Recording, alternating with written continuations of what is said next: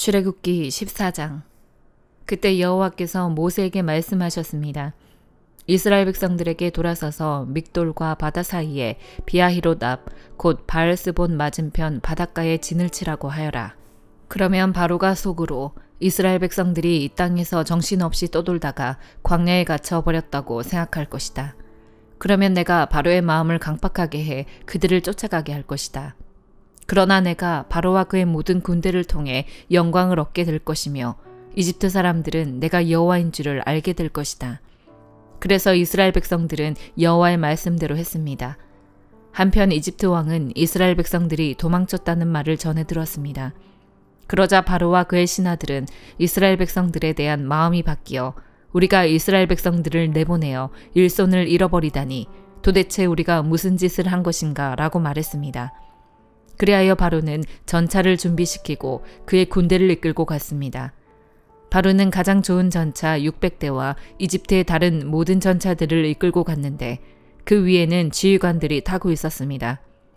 여호와께서는 이집트 왕 바로의 마음을 강팍하게 해 이스라엘 백성들을 쫓아가게 하셨습니다.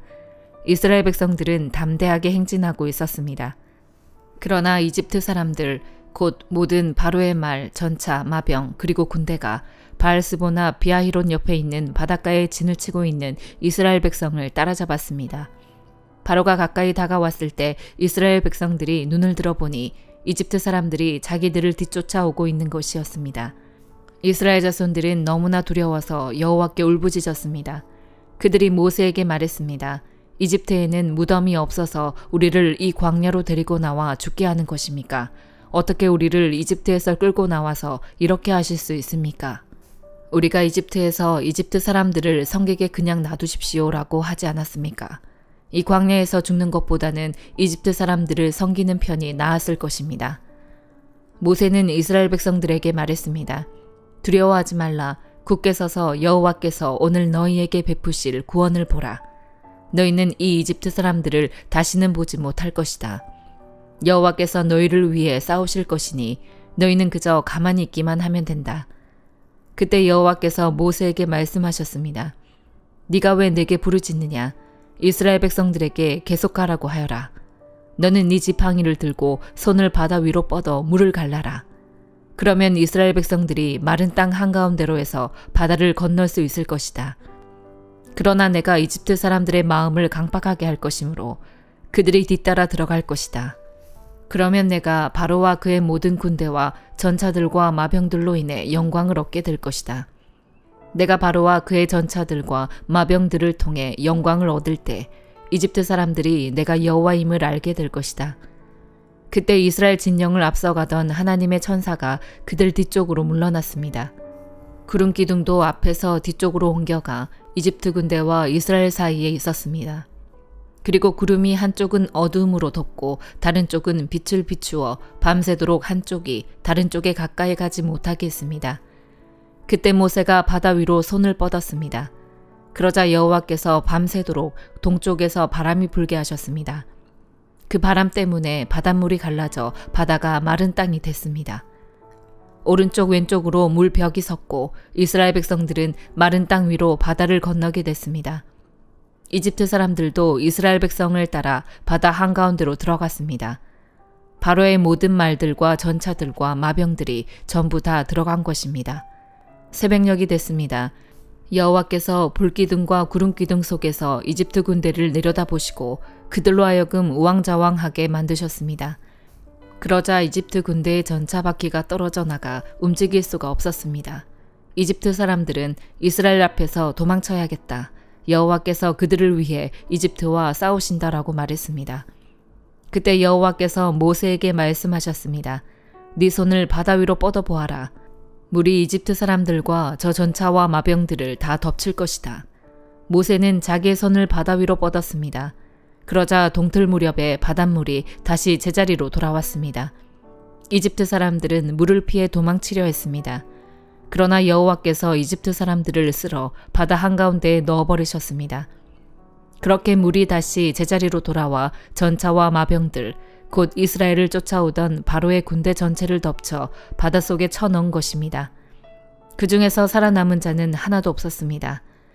그러나 이스라엘 백성들은 마른 땅 위로 바다를 가로질러 건넜습니다. 오른쪽 왼쪽으로 물벽이 섰던 것입니다.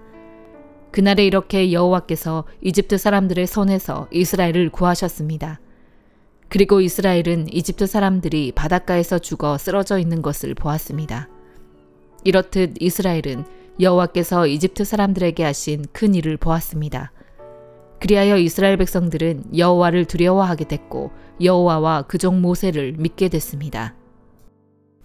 누가복음 17장. 예수께서 제자들에게 말씀하셨습니다. 재짓게 하는 일이 언제나 있게 마련이지만 재짓게 하는 그 사람에게는 재앙이 있을 것이다. 누구든지 이 작은 사람들 가운데 하나를 죄짓게 하면 차라리 자기 목에 맷돌을 매달고 바다에 빠지는 것이 더 나을 것이다. 너희는 스스로 조심하라. 네 형제가 죄를 지으면 꾸짖으라. 그리고 그가 회개하면 용서해 주라. 만약 그가 너에게 하루에 7번 죄를 짓고 그때마다 너에게 와서 회개한다고 말하면 용서해 주라. 사도들이 주께 말했습니다. 우리에게 믿음을 더해 주십시오. 예수께서 말씀하셨습니다. 너희 믿음이 이 겨자씨 한 알만큼만 있어도 이 뽕나무에게 뿌리째 뽑혀 바다에 심겨라라고 하면 그 나무가 너희에게 순종할 것이다. 너희 중 한 명에게 밭을 갈거나 양을 치는 종이 있다고 하자. 그 종이 들에서 일하고 돌아오면 그에게 들어와 앉아 먹으라라고 하겠느냐. 오히려 내 저녁을 준비하고 허리에 띠를 두르고 내가 다 먹고 마실 동안 내 시중을 들어라. 그러고 나서 너도 먹고 마셔라라고 하지 않겠느냐. 자기가 말한 대로 종이 했다고 해서 주인이 그에게 고맙다고 하겠느냐. 이와 같이 너희도 명령받은 대로 다 마치고 나서 우리는 쓸모없는 종입니다. 그저 할 일을 했을 뿐입니다. 라고 말해야 한다. 예수께서 예루살렘으로 가시는 길에 사마리아와 갈릴리 사이로 지나가시게 됐습니다. 예수께서 한 마을에 들어가시다가 10명의 나병 환자를 만나셨습니다. 그들이 멀찍이 서서 큰 소리로 외쳤습니다. 예수 선생님, 저희를 불쌍히 여겨주십시오. 예수께서 그들을 보고 말씀하셨습니다. 제사장들에게 가서 너희 몸을 보이라. 그러자 그들은 가는 도중에 몸이 깨끗해졌습니다. 그들 중 한 사람은 자기 병이 나은 것을 보고 큰 소리로 하나님께 영광을 돌리며 돌아왔습니다. 그는 예수의 발 앞에 엎드려 감사했습니다. 그는 사마리아 사람이었습니다. 예수께서 물으셨습니다. 10명이 깨끗해지지 않았느냐? 그런데 9명은 어디에 있느냐? 이 이방 사람 말고는 하나님께 영광을 돌리려고 되돌아온 사람이 없단 말이냐? 그리고 예수께서 그에게 말씀하셨습니다. 일어나 가거라. 네 믿음이 너를 구원했다. 바리새파 사람들이 하나님 나라가 언제 올 것인지 물어보자 예수께서 대답하셨습니다. 하나님 나라는 눈으로 볼 수 있는 모습으로 오지 않는다. 또한 보라 여기에 있다, 보라 저기에 있다 하고 말할 수도 없다. 하나님 나라는 너희 안에 있기 때문이다. 그리고 제자들에게 말씀하셨습니다. 너희가 인자의 날들 중 단 하루라도 보고 싶어 할 때가 오겠으나 보지 못할 것이다. 사람들이 너희에게 보라 저기에 있다, 보라 여기에 있다 해도 너희는 그들을 따라 나서지 말고 찾아다니지도 말라. 마치 번개가 하늘 이 끝에서 저 끝까지 번쩍거리며 비치는 것처럼 인자도 자기의 날에 그러할 것이다. 그러나 인자는 먼저 많은 고난을 당하고 이 세대에게 버림받아야 한다. 인자의 때는 노아의 때와 같을 것이다. 노아가 방주 안으로 들어가던 날까지 사람들은 먹고 마시고 장가가고 시집가고 했다. 그리고 홍수가 일어나 그들을 모두 쓸어가 버렸다. 롯의 날에도 마찬가지였다. 사람들은 먹고 마시고 사고 팔고 나무를 심고 집을 지었다. 그러나 롯이 소돔을 떠나던 날에 하늘에서 불과 유황이 비처럼 쏟아져 그들 모두를 멸망시켰다. 인자가 나타날 그날도 이와 같을 것이다. 그날의 지붕 위에 있는 사람은 자기 물건이 집 안에 있더라도 가지러 내려가서는 안 된다. 이와 같이 들에 있는 사람도 무언가 가지러 집으로 돌아가서는 안 된다. 롯의 아내를 기억해보라. 누구든지 자기 생명을 구하려는 사람은 잃을 것이요. 누구든지 자기 생명을 잃는 사람은 보존할 것이다. 내가 너희에게 말한다. 그날 밤에는 두 사람이 한 침대에서 자다가 하나는 취해질 것이고 하나는 남겨질 것이다. 두 여인이 함께 곡식을 갈다가도 하나는 취해질 것이고 하나는 남겨질 것이다. 제자들이 물었습니다. 주여, 이런 일이 어디서 있겠습니까? 예수께서 대답하셨습니다. 시체가 있는 곳에 독수리가 모여들 것이다. 욥기 32장. 이렇듯 욥이 스스로 의롭다고 생각하자 이 세 사람이 더 이상 대꾸하지 않았습니다.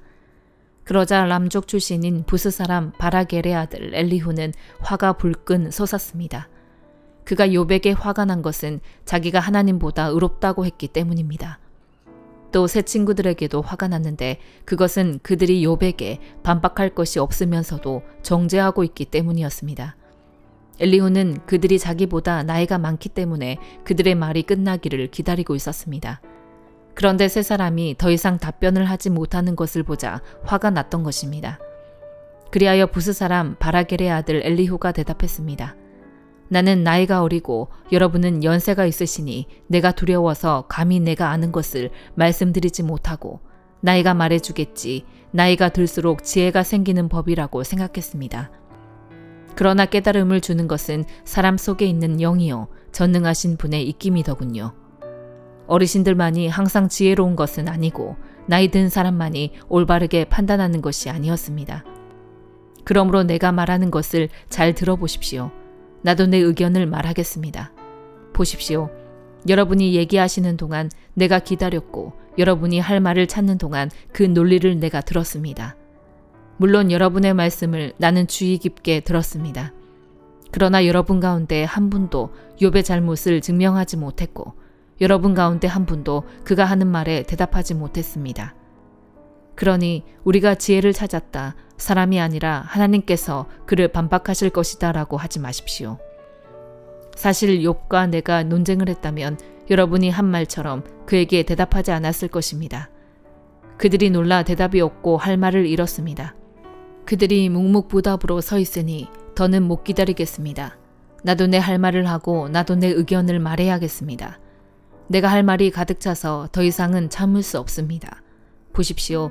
내 속이 마귀를 꼭꼭 막아 놓은 포도주 같고 새 가죽 부대와 같아서 곧 터지려고 합니다. 내가 말해야 속이 후련하겠습니다. 내 입술을 열어 대답해야겠습니다. 나는 아무 편도 들지 않고 사람에게 아첨하는 말은 하지 않을 것입니다. 어차피 나야 아첨하는 말을 할 줄 모르니까요. 그렇게 한다면 나를 지으신 분이 나를 곧 데려가실 것입니다. 고린도후서 2장. 이제 나는 또다시 근심 가운데 여러분을 방문하지 않기로 결심했습니다. 만일 내가 여러분을 근심하게 한다면 나로 인해 근심하는 사람 외에 누가 나를 기쁘게 하겠습니까? 내가 이것을 쓴 것은 내가 갈 때에 마땅히 나를 기쁘게 해줄 사람들에게 근심이 없게 하려는 것입니다. 나는 내 기쁨이 여러분 모두의 기쁨임을 확신합니다. 나는 큰 환난과 마음의 고통으로 인해 많은 눈물로 여러분에게 썼습니다. 이는 여러분을 근심하게 하려 한 것이 아니라 여러분에 대해 넘치는 사랑이 내게 있음을 알게 하려는 것입니다. 만일 누가 근심하게 했다면 그는 나를 근심하게 한 것이 아니라 일부 사람들을 근심하게 한 것입니다. 너무 심한 말을 하지 않으려고 일부 사람들이라고 했지만 사실은 여러분 모두를 근심하게 한 것입니다. 그러한 사람에게 여러분은 이미 충분한 벌을 내렸습니다. 그러니 여러분은 그가 더 큰 근심에 잠기지 않도록 오히려 그를 용서하고 위로하십시오. 그러므로 나는 여러분이 그에게 사랑을 나타내기를 권면합니다. 내가 편지를 쓰는 것은 여러분이 모든 일에 순종하는지 시험해 보려는 것입니다. 여러분이 누구에게 무슨 일에 대해 용서한다면 나도 용서합니다. 내가 무엇을 용서했다면 내가 용서한 것은 여러분을 위해 그리스도 앞에서 한 것입니다. 이는 우리가 사탄에게 속지 않으려는 것입니다. 우리는 사탄의 속셈을 모르는 것이 아닙니다. 내가 그리스도의 복음을 위해 드로아에 갔을 때 주 안에서 내게 문이 열렸습니다. 그러나 나는 내 형제 디도를 만나지 못하므로 내 심령이 편치 않아 그들과 작별하고 마케도니아로 갔습니다. 그러나 우리로 그리스도 안에서 항상 승리하게 하시며 우리를 통해서 모든 장소에서 그리스도를 아는 냄새를 나타낼 수 있게 하시는 하나님께 감사를 드립니다. 우리는 구원받는 사람들에게나 멸망하는 사람들에게나 하나님 앞에서 그리스도의 향기입니다.